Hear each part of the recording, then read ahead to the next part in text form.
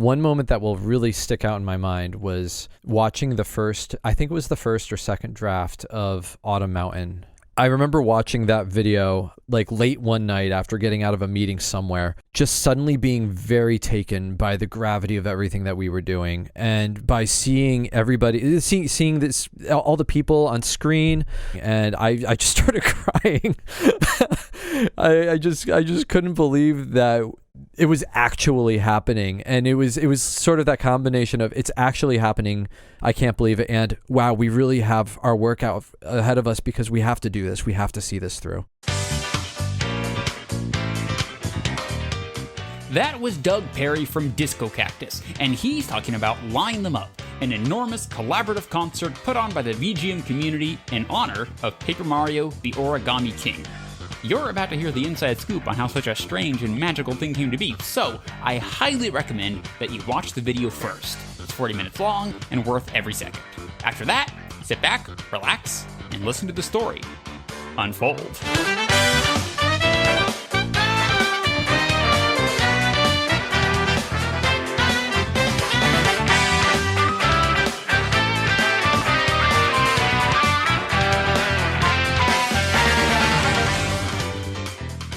Hello, I'm Danny Music. I am the trombonist and one of the arrangers for the Game Brass. On Line Them Up, I arranged the Toad Town intro, event battle, and picnic road themes.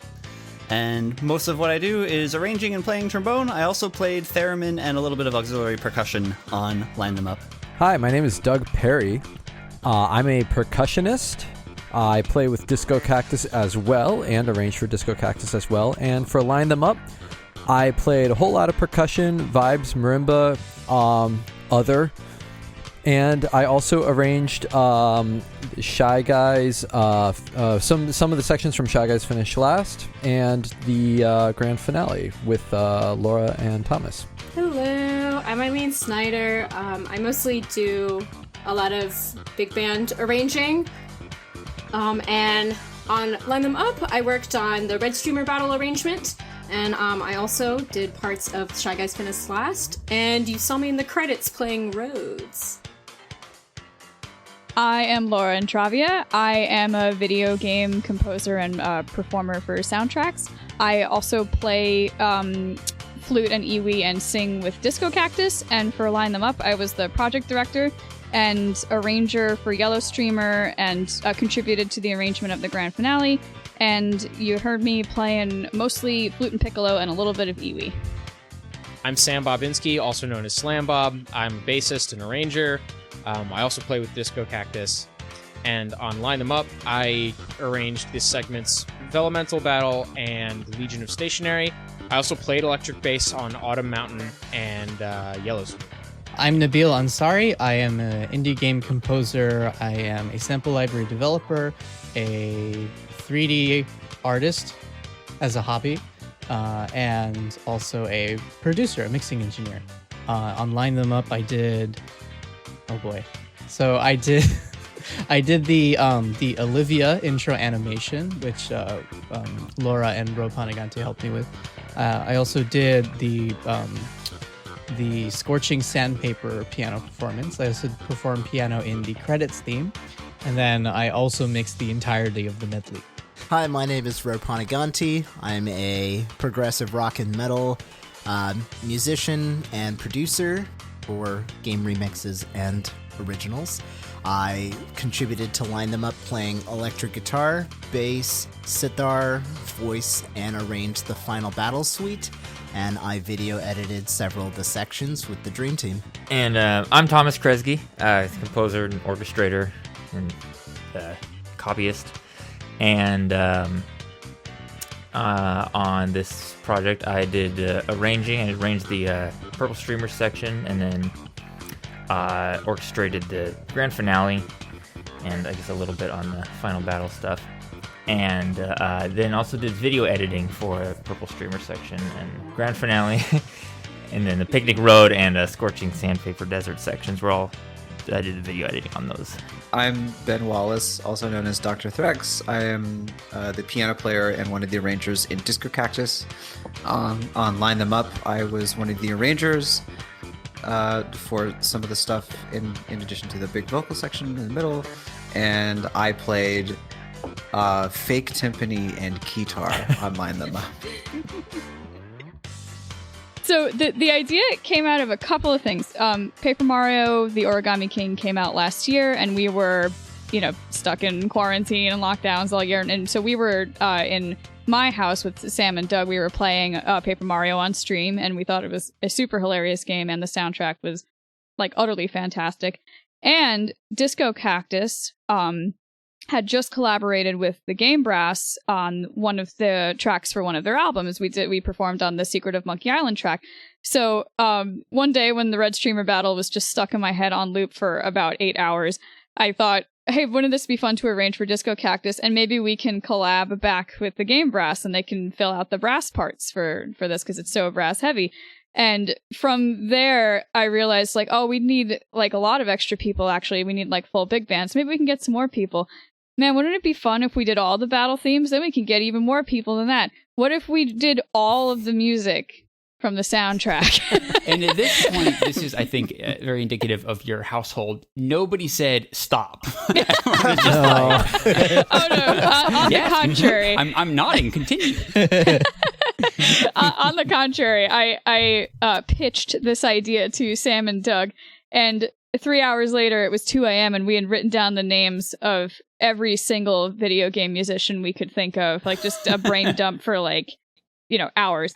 And then we talked to the rest of the band, and Disco Cactus was all about it. And then we reached out to the Game Brass, and from there, we built the idea out, listening to the soundtrack and adding more arrangers to the team and stuff like that. And but that's where the idea came from. It was kind of like a weird little perfect storm in my head of a lot of different ideas at once. Yeah, just forget about full brass. It's let's also have a full string section and a full choir. Yep. And probably get a sitar in there. And it was Grant Kirkhope. So, it's... Okay, I'm going to get just, very professional interview hat here. This is, NPR 60 Minutes. I guess the question I really want to ask about this project is how? How? Half of my questions are just about the communication, to make all this synced up. Did you have multiple people with spreadsheets and sending emails? Did we have spreadsheets? Oh my! Yeah, you basically hit the nail on the head. Yeah, that was. We had maybe too many spreadsheets. in retrospect, Google Drive folder. Oh my god! Yeah, we should share a screenshot of it. Bonus content. In retrospect, some of the things that we were sort of databasing to keep track of all the tracks we were receiving and stuff. We did end up using Airtable, which was Nabeel's suggestion, which I had never used before, and I was I wasn't dubious about it. I was just wary of trying to learn a new program that I wasn't familiar with, and I'm so thankful that Nabeel kept pushing me to try, because it really helped us organize all of the tracks. So every time one of the arrangers would... Actually, let me back up further. So basically, I was in charge of emailing mass emails to all of their performers.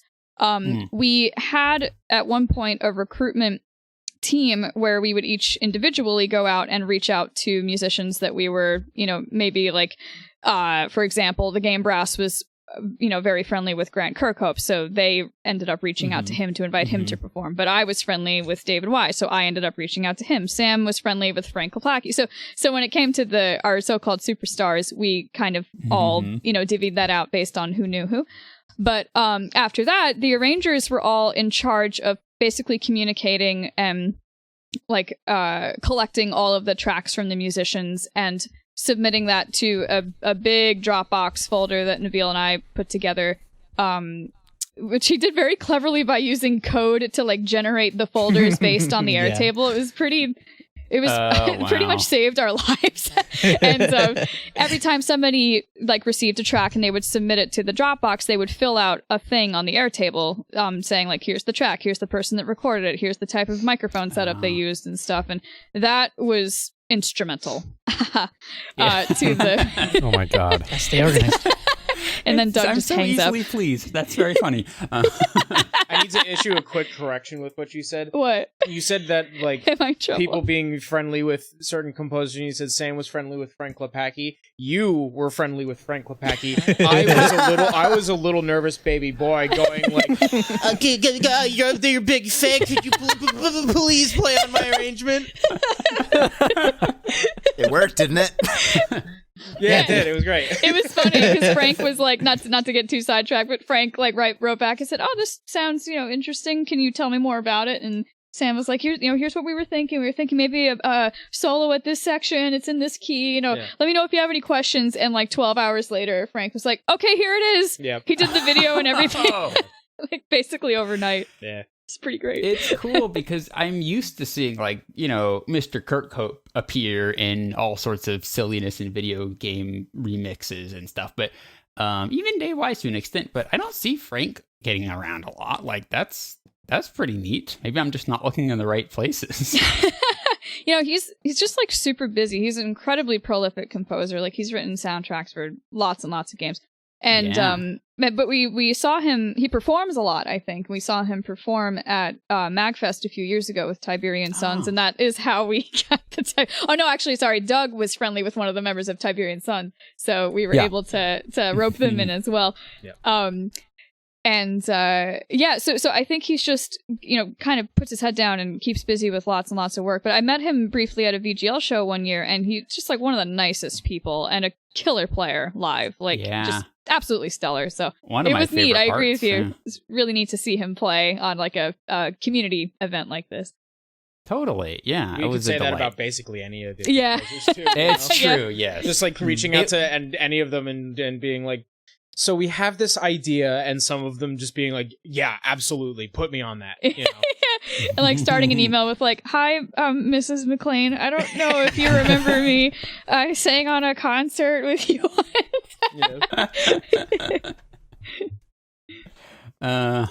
Okay, so Nabeel, you've been brought up in the recent past.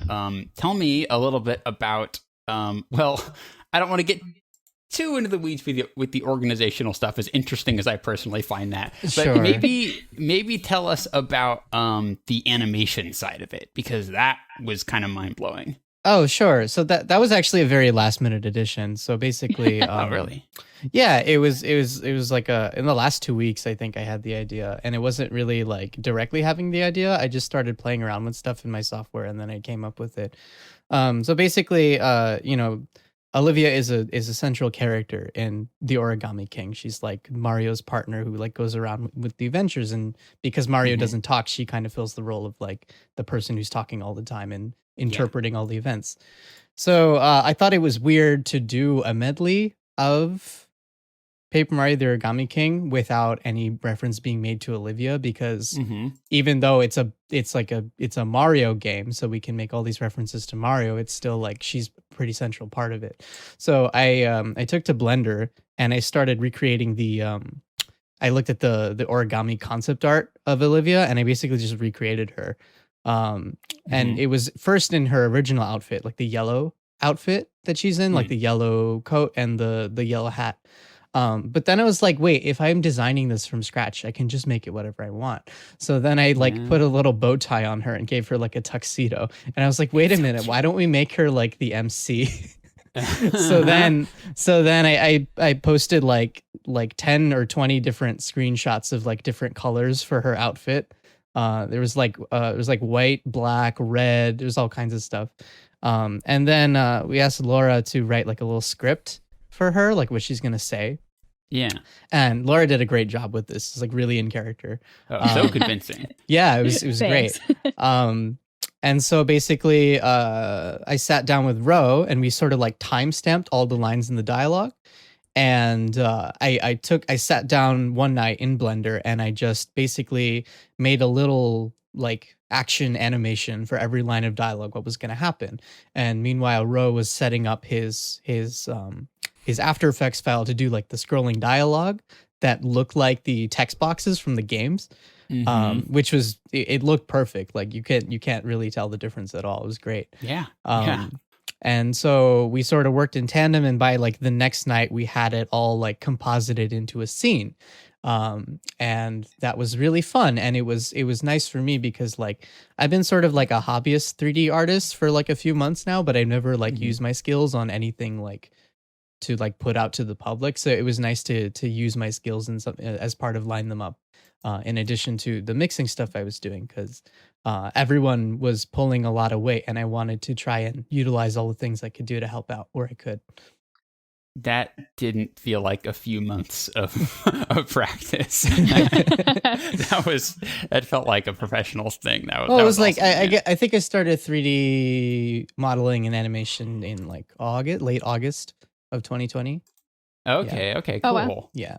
So video, for anyone who did video editing, what did that timeline look like?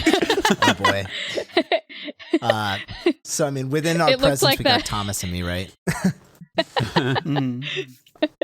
Sorry, How did you even manage this behemoth project? It's sort of I've been getting into video Well, there editing were over the past 3 of us few total. months. So Robbie, who's not here, Yes. also edited, Oh, okay. a good portion of the videos.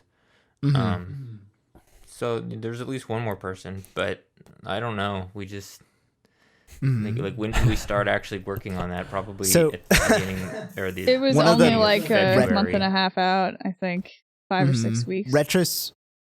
Like, and it's important you bring up Robbie because I think if I have it correct, Robbie was originally going to be like the sole editor, as someone who had been editing, the band Game Brass's excellent music videos so much. So like the project scope and like idea changed so much. And once I had joined in and Robbie was like, I'll be editing it. And I realized this is a 20-minute medley.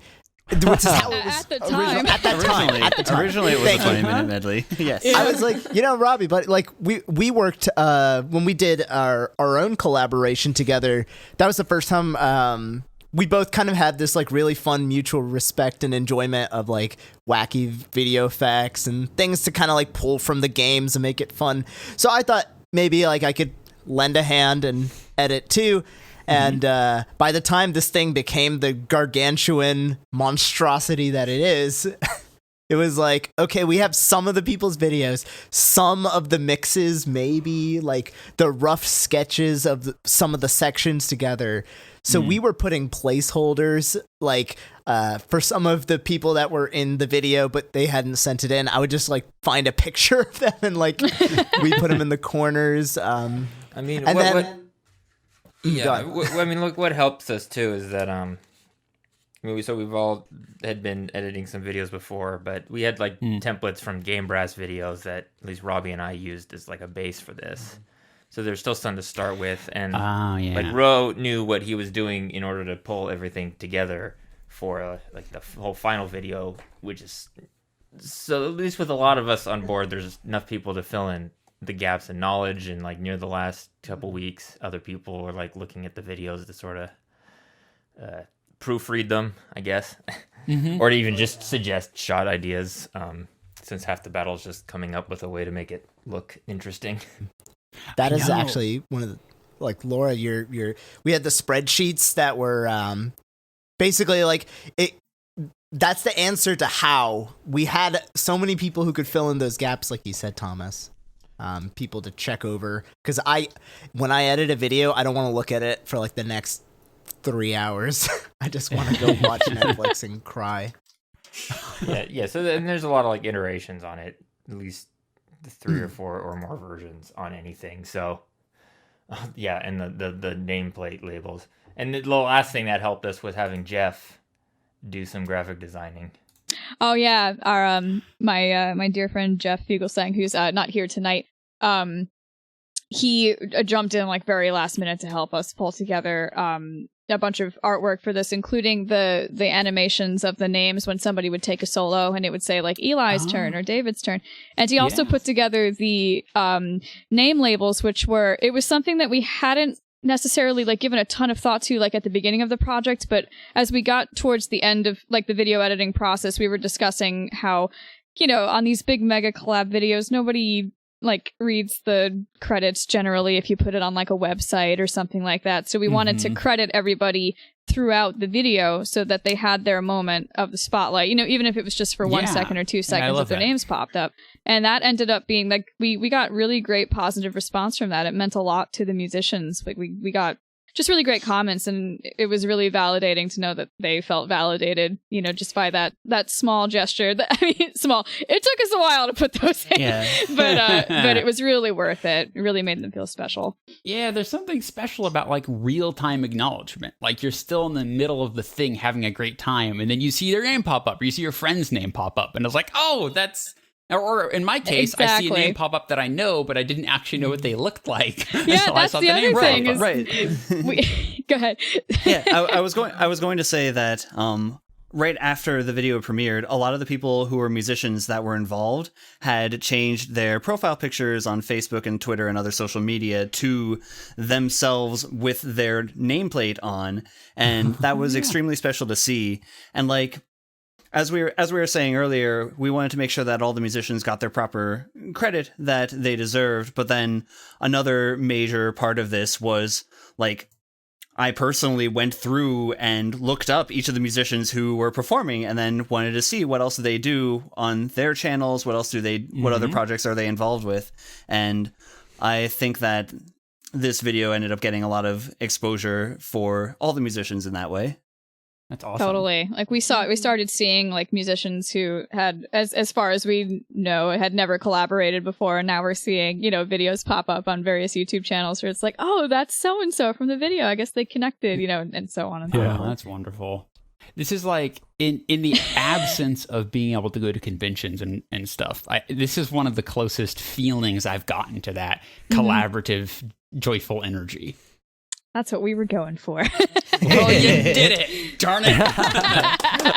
You heard it here first, folks. Steven says we did it. So we made it this far, and we haven't actually talked much about the arrangement itself. So let us move to that part of the project. I still just am. My question is still just how. So I don't know if you guys can define it a little better. We actually can. We had a pretty clear. At least we had clear directives in mind, even if we didn't necessarily follow them.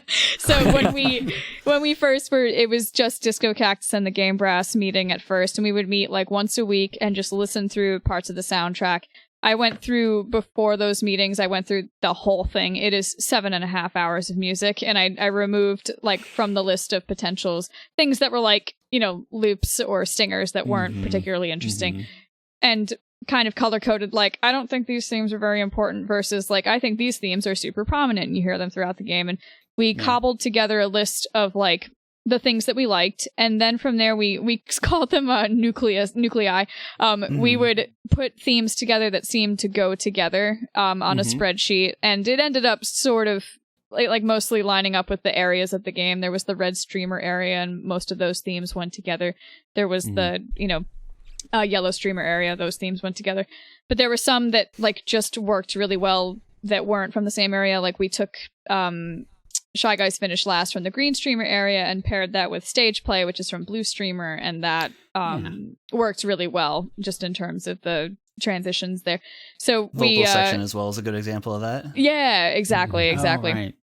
And so once we came up with the nuclei and we figured out an order that felt good, and we had our idea for the grand finale and how we would start the whole thing, then we sort of just raised our hands and said, I'll take this one, and volunteered based on our skill set. That was also when we realized we needed to add more arrangers, because there was far too much music there for just our team, to work on. And also, on that note, diversity was very important to us. And at that point, we were 100% white, and we wanted to not only diversify in terms of racial representation, but also in terms of gender diversity as well. That was it was on all of our minds after the events in society last year. So the events in society. Yes.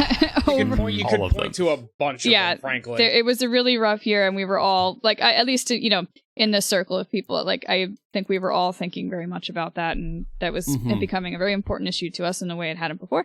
So that was when we started reaching out to more people, and it became clear right away that this was no longer going to be a 20-minute arrangement, although I wasn't expecting it to turn into like 40. But we were originally thinking like, oh, we'll just do 30 seconds or 1 minute of each theme.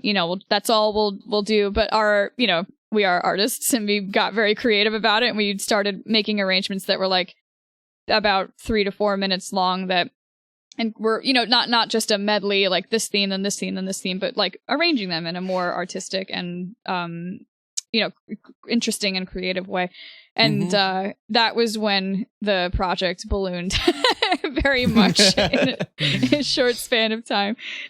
Because originally, stylistically, we were trying to unify it as well. We were thinking of a fast, high-tempo, super danceable BPM. And then the final product ended up being everyone added their individual voices and took the arrangements in their own directions. So it's just this amazing amalgamation of a lot of different styles. Yeah, I'm really glad we deviated from, because that was my idea at first was, we should all keep this all danceable so all the pieces connect together, and that would have been really boring after a while. It was way better with everybody taking their own tack on like the genres and tempos. I was going to say it ended up flowing really well too, between like starting with something like fast paced and then moving to something a little calmer like Autumn Mountain, beefing up in intensity with Ben's piece, and it's like we had like a natural intermission with the sandpaper desert theme. Oh yeah, exactly. Yeah, but that was. Oh, sorry. I was going to say there was a funny moment here at the house when we were first starting to get submissions. One of our arrangers who's not here today, David Peacock, had arranged Autumn Mountain, and I think I was practicing or something, and Laura brought me over, or came over to me and was like, "Hey, can you listen to this?"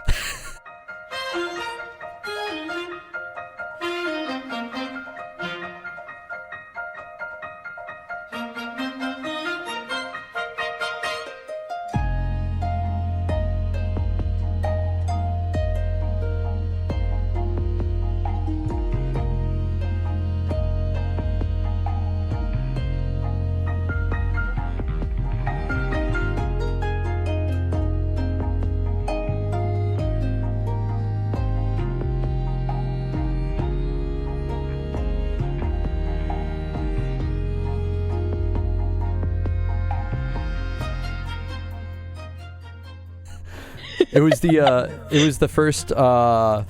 the first arrangement that we got that didn't quite fit that or meet that like BPM thing that we were talking about. Yeah, definitely. It was it was like not at all what I expected either from David. Like that is the Autumn Mountain, like not that like the writing was completely unlike himself, but like that sort of like slow jam vibe was nothing I had ever heard him do before, so my jaw was just hanging open. When he sent it to me, he was like, "My hands are shaking. Just let me know if it's bad." I was like, "Oh my god, it's brilliant." Yeah, we were both kind of taken aback because it wasn't what we were expecting, but it sounded so good. We were like, how can we not use something like this? This is so good.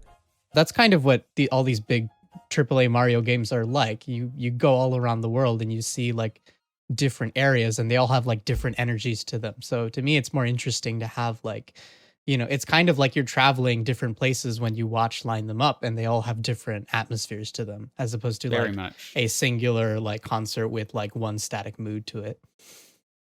And like you're at first it's like, all right, we're going to do an arrangement. It eventually turns into a medley, but once you get to 40 minutes, you're looking at like a suite or something. I'm not sure what you'd call it, but you need to have like that variation of ups and downs and breaks and crescendos, and it makes it more of an adventure. I was gonna say it reminded me of the way arrangers do symphonic poems of like Final Fantasy and Zelda and stuff. It's very, very similar, sort of. Yeah. Huh. Yeah. We definitely got a lot of feedback from people that despite it being 40 minutes, it felt like the time really flew by. And I honestly think a lot of the reason for that was the transitions between parts of the arrangement were very intentional and involved a lot of us communicating with each other about what we were going to do in order to make that very effective. Yeah, it's interesting you mentioned that because I was rewatching it today, and while I was eating, and I needed to go like take a quick break, and I was like, okay, I'll pause it right after. Oh no, now I'll pause it right after. Oh no, I can't pause. I'll pause it right after this, and I was just like there for 10 minutes. Yeah. If you ever want to pass time, just watch Line Them Up over and over again until the time has passed. Yeah, the transitions I think were something that certainly I feel made this project unique as far as many of the collaborative projects that I've been a part of, whether it be doing it like an album of individual tracks or a large mega collab type thing like this. I would love if you don't mind, I could reflect a bit on the Shy Guys Finish Last section, which was very interesting because that was a 3-way transition discussion between myself, Eileen, and Ben, and we had to get on our own separate voice call after one of our meetings to talk about how we were going to make our tempi line up to be the same thing, and how like we were going to end up being in the same key, because Ben had to write this thing called a metric modulation, where he uses a time signature to move to a new tempo in order to get to Eileen's, or something like that. At one point there was something like that. That might not have been in the final version, but then you ended up writing like this big band thing that you tacked onto the end after the fact that preluded Eileen's section of the piece, which then Eileen and I had to talk, to say things like, wait, what chord should this end on? But yours is in this key, mine is in this key. So that whole chunk of the piece, as a result, hopefully sounds like it just kind of goes in one straight line and ebbs and flows all the way through. But ideally, we were kind of hoping that it wouldn't be super clear where one thing ended and one thing began. Mm-hmm. Because I imagine a lot of this had to be created piecemeal, like from, obviously everyone's solo recording, but also you've got different arrangers and working on different parts at different times. It was interesting to sort of, like Doug was saying, to weave those together, because like you said, I was in contact with him and Eileen about stuff, but I was also in contact with David Peacock, who was the piece before me. It's like everybody was always talking with, in close contact with the people who were preceded them and followed them. And I think we all had a thread where we were sharing each other's scores. So the whole thing sort of turns into like excerpting any one of these pieces. They don't necessarily stand as they are. They don't really stand alone, because everybody designed their openings and endings to sort of, flow a taka into the next one. So like after I had already started sketching my section for stage play with like the really fast notes and everything, David Peacock had already looked at that and then designed his score. Like if you actually look at his score for it, the last bar says, downbeat of Ben's Ben's arrangement for stage play, and he copies over my first note as his last note. And then I took that cue, and I had already seen Eileen's score for the Shy Guys Finish Last stuff, and I was like, oh, you're ending in this key. Okay, great. So then, when I did the little big band tag to my thing, I made sure to end up in the correct key so that it would flow over nicely. And that kind of thing sort of like happens all over the place too. Sam and I were in a conversation like that too, between the ending of the vocals section and then Legion of Stationary, where, he was like, I want your stuff to sort of end and then cut off and have me come in sort of like out of nowhere. And so all of those little tiny transitional conversations were happening across the entire arranging process. That's awesome. It's like just being very aware of the fact that you're passing things back and forth. Yeah, and, trying to set it. It's sort of like telling a good joke in improv. You set it up and then hand it to someone else. Yeah, definitely. I think it was a thing where like everybody was aware that it wasn't. It's like it wasn't just sort of like an album of a bunch of arrangements. It was one giant. I don't want to misuse the word narrative thing, because we're we're kind of going through the narrative of the game a little bit, but it's one giant connected thing, and everybody's everybody's part is a part of that narrative, as opposed to it's our musical fanfic. Yeah, exactly. It's our musical Paper Mario Origami King fanfic.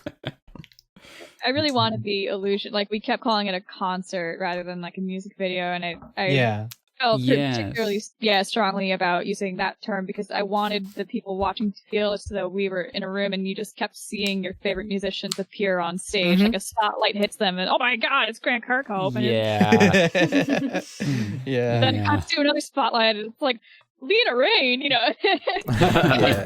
and having it all connect like that 100% enforced the illusion that this was all happening in real time and not like, well, we pieced together a bunch of different videos, Yeah. And I mean, I imagine like people were jumping in at various stages of evolution. Like, Eileen, we haven't heard that much from you so far. Like, from your perspective, when you were entering into the project, what did you see? What was the completion rate at that point? Well, I just want to say that when I got the email getting invited onto this project, I literally like jumped up and down. I was so excited. And I feel like this project really like kickstarted my creativity.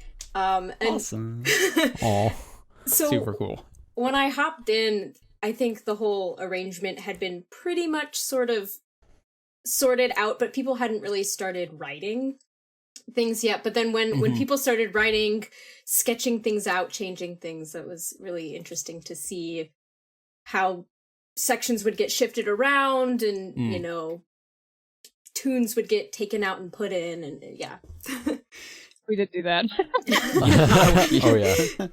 It's like, this couldn't have happened without this enormous group of hyper creative people, but a group of hyper creative people will also be constantly wanting to change things and improve things and then changing their minds. And like, Oh, yeah. you need this incredible honing balance of creativity and like, what's the word I'm looking for? Like almost discipline to actually keep things in place. Yes. It was a lot of like trying to foster it. We tried to foster a workplace culture. I feel a little bit that term, but it kind of was like a place where we were all working together for a while, of open and honest communication, and also like we didn't want to stifle anyone's creativity, but so if somebody had a really great idea, like I tried not to like lay the hammer down unless it really became like a timing issue. Like there were just a couple of occasions where I got a work in progress from somebody, and the like sometimes it would be something small like, oh, I think this tempo is a little too shady, can we like kick it up a few BPM, or others that were like, I'm so sorry, but we have to cut a minute from this, otherwise the whole piece is going to get out of hand, and we're trying to be fair to everybody and not have one person write like 6 minutes of music when somebody else only wrote like a minute, and so on. So I tried to be a good director, but everybody, I really honestly didn't have to give much feedback along those lines at all, and everybody was super chill about presenting their stuff and saying like, I can remove this if we need to, or I had this idea but I don't have to do it, stuff like that. Like I was really pleased with how open everybody was with talking about their ideas and coming, because it made the piece, so much better to have all the extra stuff that we ended up adding in as we realized it would make it a more interesting arrangement. Yeah, and it wasn't just the music; it was like also the video elements and just the editing style. Like all those things had to come together to make it feel so dynamic, and they all had to work in concert. Haha, now I made a funny pun. I get it. Yeah. Come on, man, that's what I'm here for. So do you guys, this is kind of a scattershot one. What are some of your favorite memories of working on this thing? Because I feel like it's going to be something a lot of people look back on for many years. No, I have no good memories. Only pain. This was a nightmare. We usually start off these episodes with a snippet of dialogue from some point in the episode, and maybe that's what's going to start off this one. I have a couple of favorite moments. One that really comes to mind, is going to sound really weird and also awful because I was not the one editing the video, but having that 18-hour day was the day before the whole video. And I know this will surprise you, but like almost everybody was hanging out in the voice chat that night. Like I had me and Ro and Thomas, and I think Nabeel also had popped in throughout the day. where all in the voice chat, like putting the nameplates in, making the last few edits. We had like somewhat of an emergency of trying to put together one of the videos very last minute because one of our video editors had to drop out. And we were all, just helping each other get through it. And then at night when everybody else started logging in, it just felt like we were all like, I don't know, pulling an all-nighter in the computer lab at college or something. It was that, stressful time where like, that you are at the finish line, that the thing you made is looking like really great. So you have that energy to push over the finish line, like that exuberant energy. Whereas like when you're writing a paper, you're just like, I don't know if this is going to be an A or an F. We were like pretty sure we had an A, at that point. So we were, excited. And, so just like everybody hanging out and banding together to keep each other sane was a nice memory. But I also really loved, the first night that we watched the video. This is like a week before we handed in the final version. We watched like a rough cut of all the videos back to back. Oh, that's right. And it was just the first time we had really seen it all like in some kind of a final form. And I was like literally, like we had our mics muted while we were watching it, but I was literally screaming. Like it was visibly screaming. Yeah. So that's my favorite memory. All right. Let's go to the left of our Discord icons. Eileen, do you want to talk about your favorite memory? Sure, yeah. So I just wanted to say that like the dynamic of this group was so welcoming. I didn't really like know a lot of the people before I sort of hopped into the project, but I felt like really I guess welcomed. And if I had to pick favorite memories, I have two. And one of them is very similar to Laura's, but the first one is, I think, when Ro first posted his first rough cut of Red Streamer Battle. Red Streamer. I remember I was just watching it on loop, and I was like, oh my god, like, this is real. We are actually doing this. This is happening. Like, it made me lose it.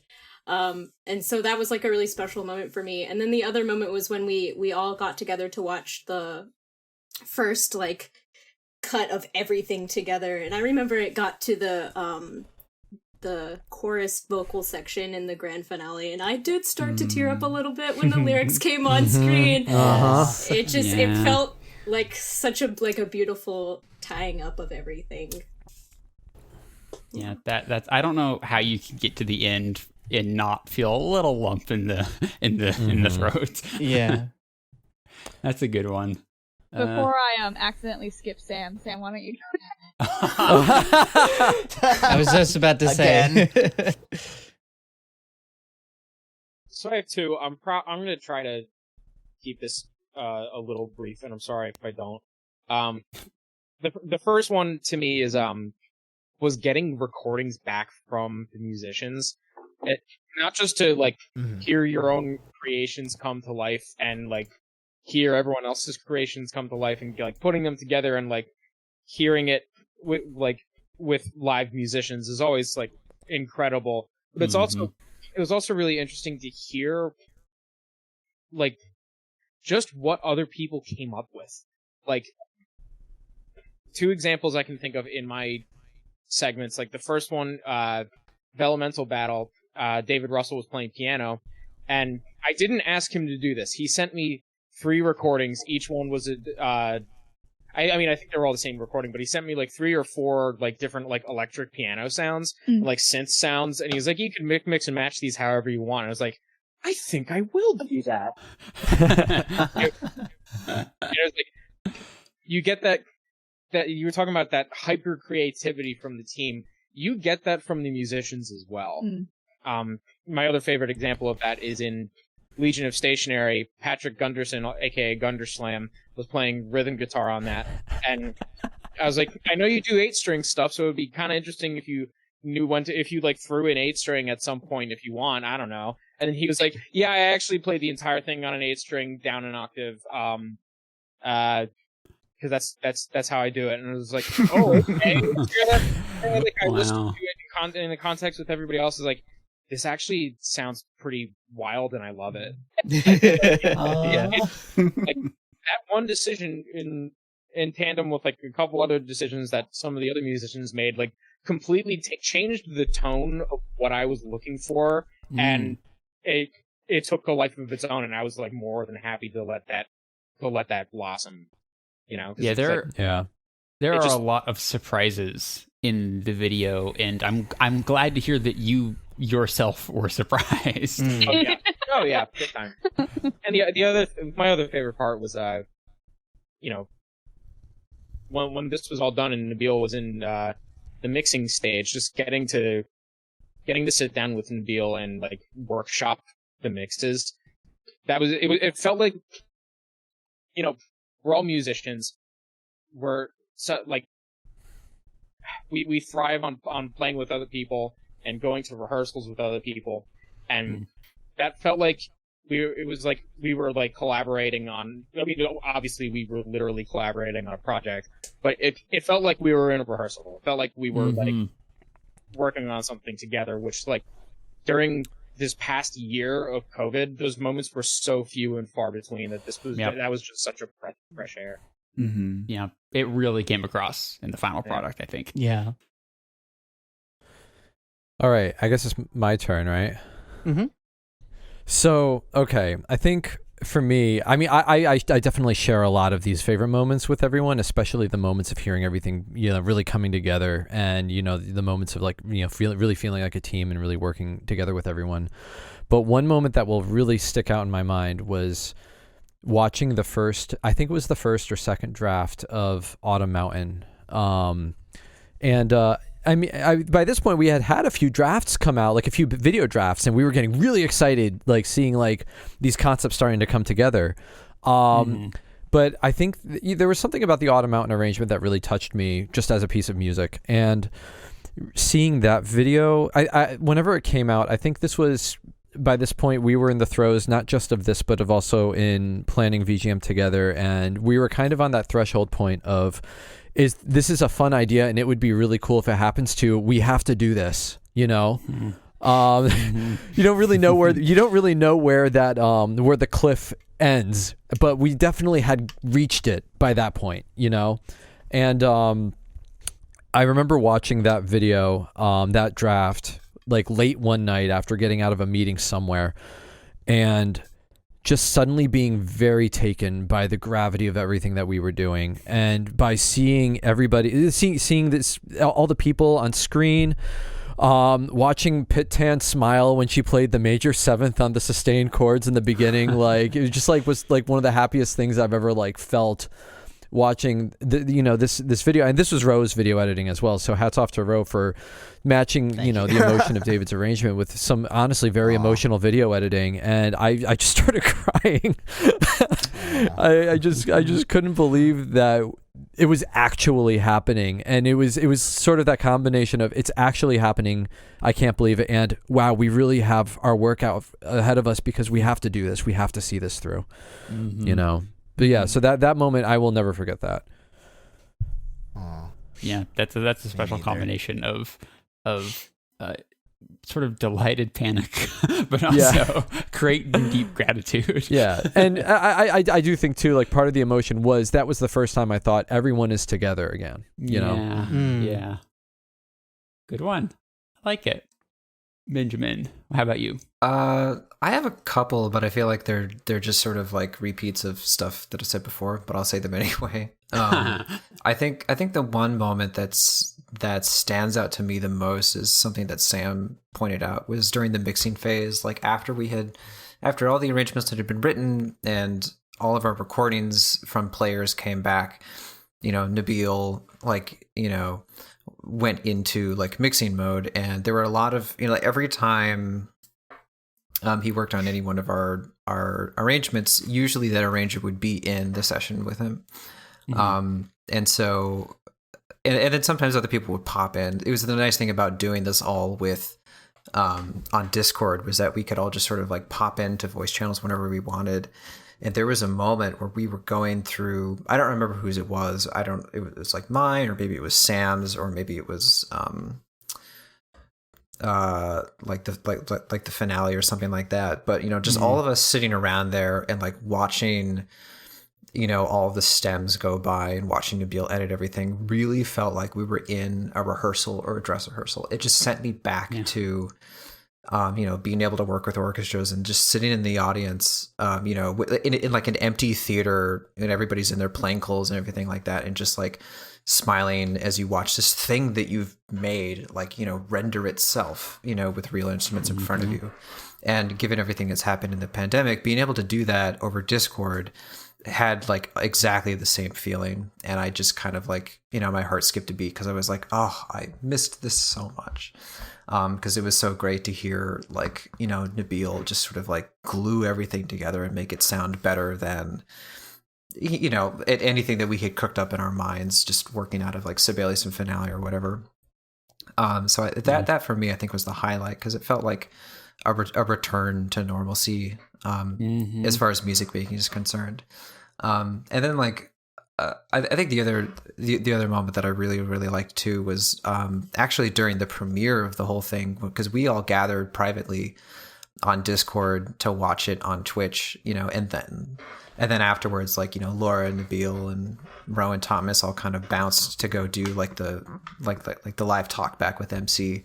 But it was just it was really cool and amazing to see everybody just like lose their minds in Twitch as everything was going by. And again, it's like I'm so happy and honored and thrilled I got to work with these people, because I feel like my role in this was very tiny, but it made me realize that what we had made, it was more than just another music video. It was more than just like, oh, this cool medley of like whatever. No, it was like a full evening length, fully professional, masterfully produced concert that just felt sort of like bigger and better than, I feel like this is really selfish and like self-aggrandizing of me to say. It's like, oh, we did it better than everyone. But like, it just felt like something that I hadn't seen yet in the VGM space online. And so, I mean, you talk about that feeling of connecting again, doing like live music or collaboration and being in the same place or space with people. And I feel like you guys also gave that to the audience because it felt like going to an awesome concert. And like all these people that I just hadn't really seen or talked to in many cases in quite a while. I've just been so caught up in my own world, as a lot of people have been over the past year. It was I think that it was powerful on both sides. All right, next I want another memory. Okay, so Ben took mine. I was totally going to mention the premiere. Oh, I'm so sorry. That's okay. I will say, in regards to the premiere, I think for me, like, one of the most satisfying parts of this was getting to see the entire community come together, and pretty much every decision that we had made for this project, from recruitment to the transitions to the nameplates to the final premiere to like where it was premiered, all of that was done in the name of getting the video game music community to be brought together in the middle of a time when there were no concerts going on and everyone had to stay in their rooms. So that was extremely special. So in the interest of adding a new memory, I want to talk a little bit about the beginnings of the project, because Laura and Disco Cactus had talked among themselves, and then they brought it to the Game Brass. So then for a while, I think like about a month and a half, we would get together every Friday and just listen through the Paper Mario Origami King soundtrack together. And sometimes we would talk about like different things in the game, but most of it was just like us nerding out about music and thinking of all these possibilities that can be used with each one. And I really enjoyed having that because, like I said, this was the full height of the pandemic, and it was a regular thing and a regular time that we just got to hang with friends who were musicians and nerds who like totally get that. And then especially the day after we had listened to the entire soundtrack and then worked together to form the blocks and come up with the organization and the nuclei and get the entire thing together. Like, that was the point where it really started to feel like, okay, this is more than just a bunch of friends listening and hanging out. This is a real project. We have all these plans involved, and it's now starting to move forward. So those were some experiences that I have that were extremely endearing, in addition to the ones that were said already, which are fantastic. Fantastic. I agree. Thomas, what do you have? You have anything for us? I do have things now, sort of. I mean, what Laura said about the last night was probably a difficult but still good experience in that, like, Ro and I were up. I mean, I wasn't up as early as Ro because of time zone differences, technically, but I think Ro was up to like 4 or 5 in the morning as we tried to finish the last bits of the video. So there's a part there where I'm just kind of watching his screen share, probably slightly more awake than him, making sure nothing wrong happens, and just like putting the last things together. So that was a nice, just we're gonna finish this. That's good. And make it happen at the end.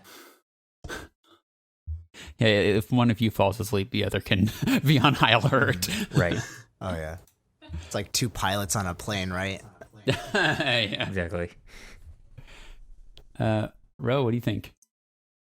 So I have 2 especially, and obviously I think both Laura and Thomas know the final night was extremely special to a lot of us, and I can kind of preface my perspective by saying I never pulled all-nighters in college. I got bad grades and prioritized sleep, or I was going to fail anyway, so I tried to get more sleep kind of thing.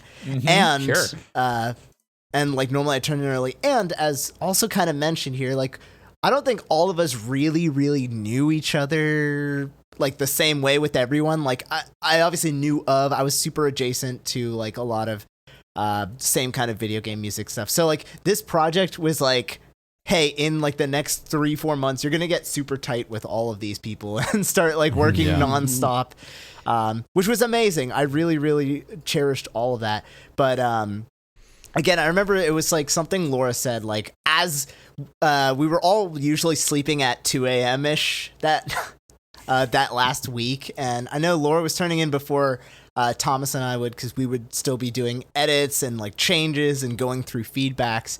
But it was just like the phrasing of like, we just didn't want you to feel like you were alone kind of thing. And it made me feel like this isn't just a collaboration. It's kind of like an indication of what this many unique people working way harder than they ever believed they could can really do for it. So that's why I really liked the last night before. But then on the premiere night, I think I really appreciated the moment after we were done. We all kind of sat and chat, both cathartically, like talking up how excited everything was and all these like little funny Easter eggs that everybody has that they hadn't gotten to share. And then we gushed because it was such an emotional rush to see like all of our friends just like, doing their absolute best. And then we played Mario Kart.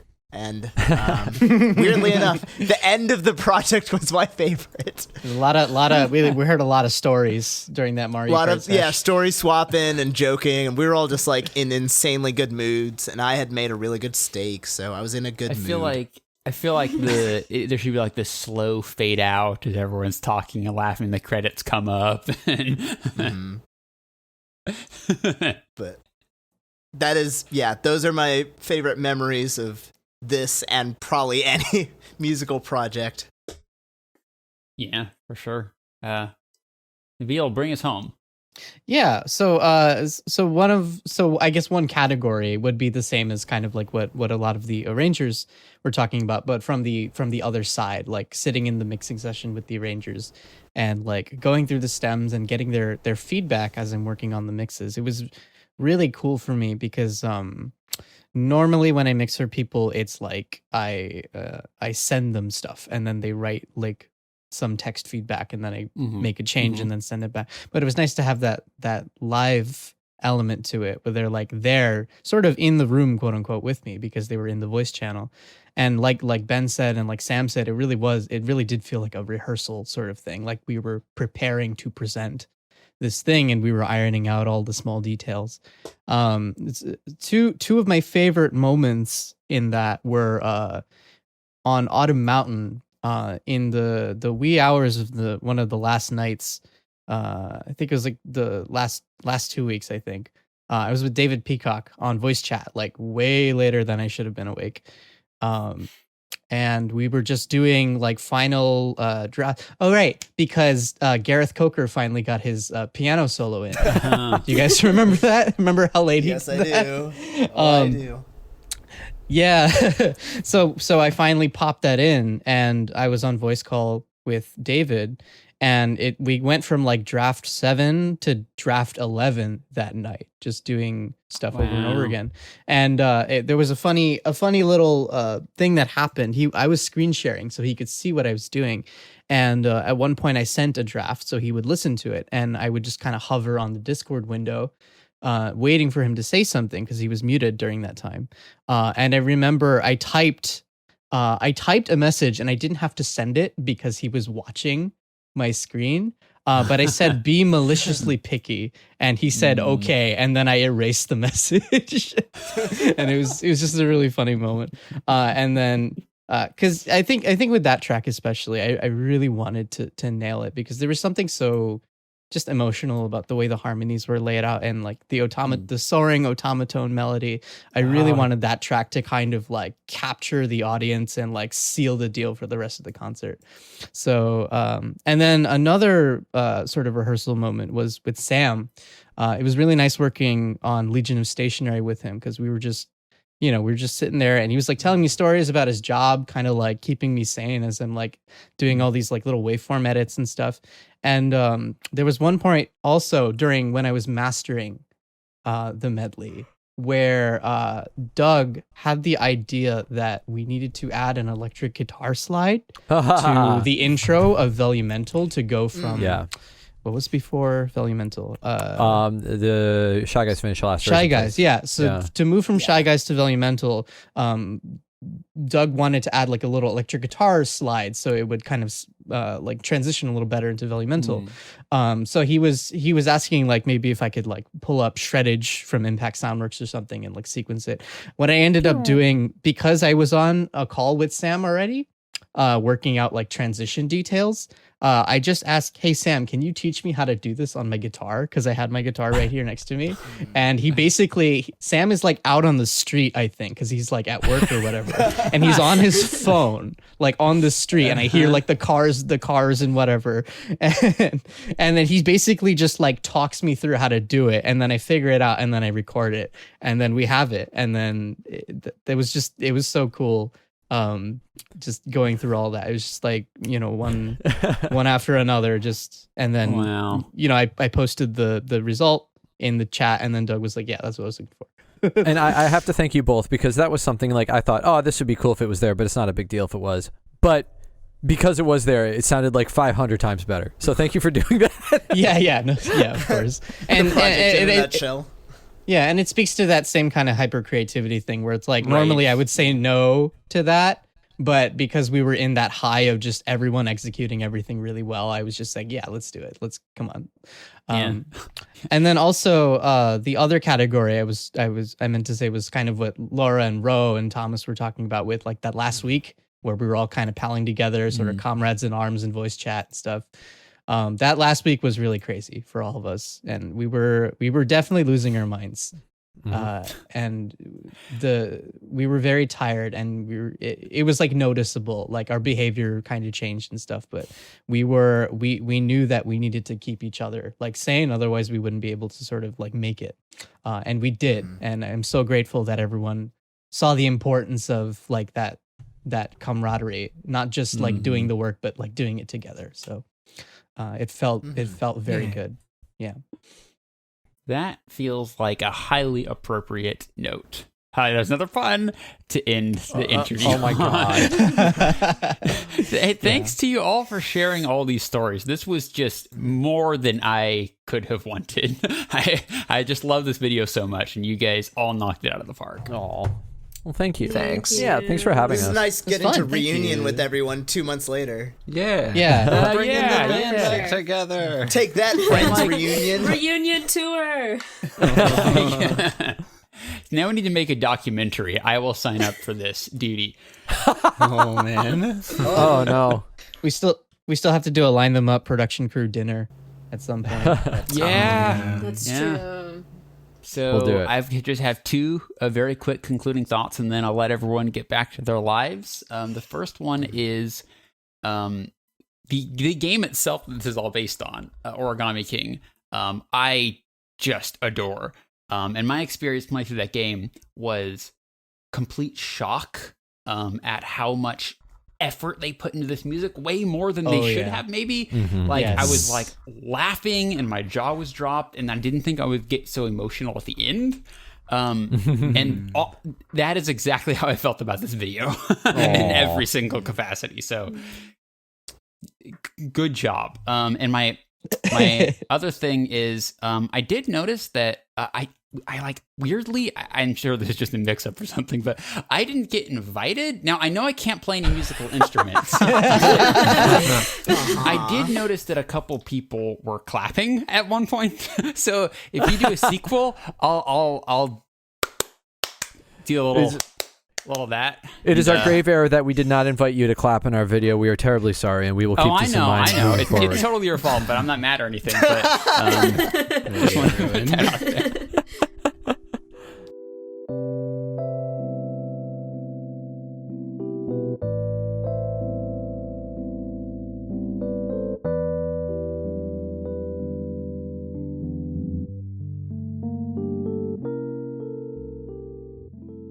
Okay, now on that note, I think we're going to end this. Thanks again, everyone, and Thank you I hope so we'll much. catch up Thank before you. too long. Yeah. All right, thank you, Steven. Yeah. Thanks a lot, so much. everybody. Thank fun. you. Thank you. Corey, Steven will be together again. Hey, that's like what they say in that video. Hashtag together. Oh yeah, that's a clever reference. This is the thing from the video. It's just the thing. All right, that's a wrap, folks.